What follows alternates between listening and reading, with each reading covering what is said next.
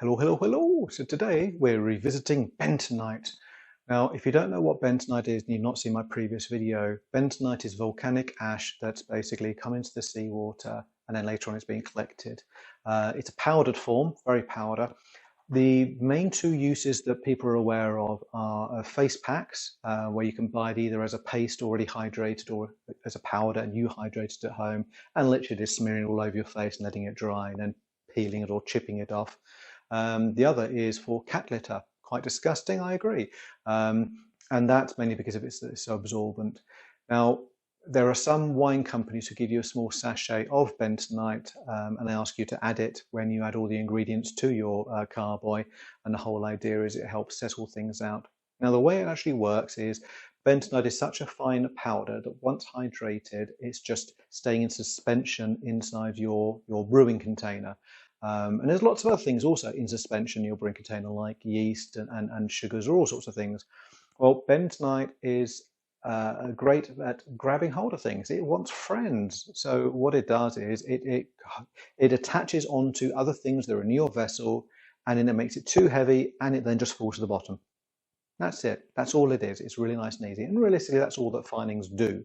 So with bentonite, what you have to do is you do have to prepare it. Now, before I show you how you prepare it, I want to prove to you that it works. And those haters who say bentonite isn't any good, well, let's prove them wrong. So there you go. Now, this is a kale wash that I finished only a few days ago, and it's had 2 doses of bentonite. Now, the reason why I've had to do 2 doses is over all the different tests I've been doing this year, rarely it will work on 1 dose. And what I found is that doing a 20-gram dose, putting it in there, leaving it for 48 hours, racking it off, and then putting another 20-gram dose, and then leaving it for 48 hours, it works an absolute dream. And that's what happened here.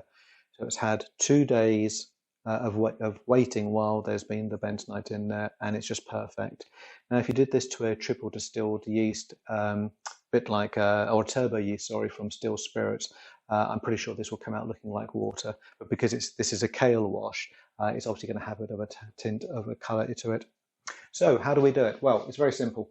If you read online, the majority that I saw said you've got to put boiling hot kettle water into a measuring jug, put in your bentonite, and then stir it with a spoon, and then leave it for an hour or so.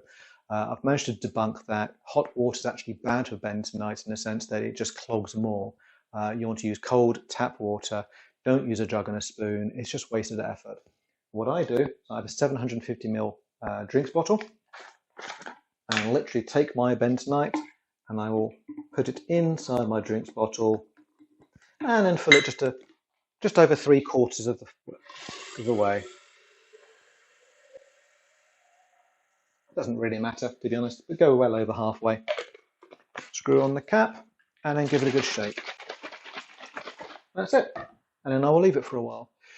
It does, so far, my tests are over 24 hours of preparation time. I will be lessening that to see if I can do it over 12 hours. But generally, the way I found is every few hours, when you remember, come into your kitchen or wherever you're keeping it, or keep it next to yourself on the sofa, and then just give it a shake. There is no point doing it every 10 minutes or anything like that. That's just going to be a waste. I'd say every hour or 2. The way you know it's done is if you haven't shaken it for, say, an hour, and then you gently turn it over, the vast majority will fall, and you'll have a little bit at the top, and then if you just do a quick shake, that will then knock everything down. If it still clogs all around the bottom, and you have to shake it quite a bit to get rid of it, then it's not ready. It's not hydrated enough. So that's the easiest way to tell.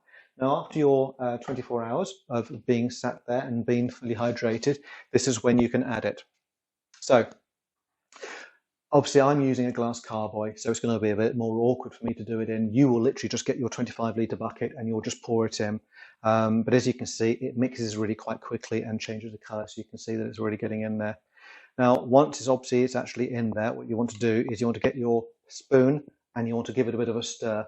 You're literally only talking for about 3 or 4 seconds, and that's it. You just want to really make sure that it's got everywhere. And that's really it. That's all you need to do. It is that simple. So then once it's been in there, 24 hours, rack it off, and then you'll have a look, and then you might then see if you need more or less. And it really is that simple. So I now buy them in big 2 kilogram bags, and this 2 kilogram bag is full as earth. That will get about 50 uses, 50 washes. So that's going to last me a few years.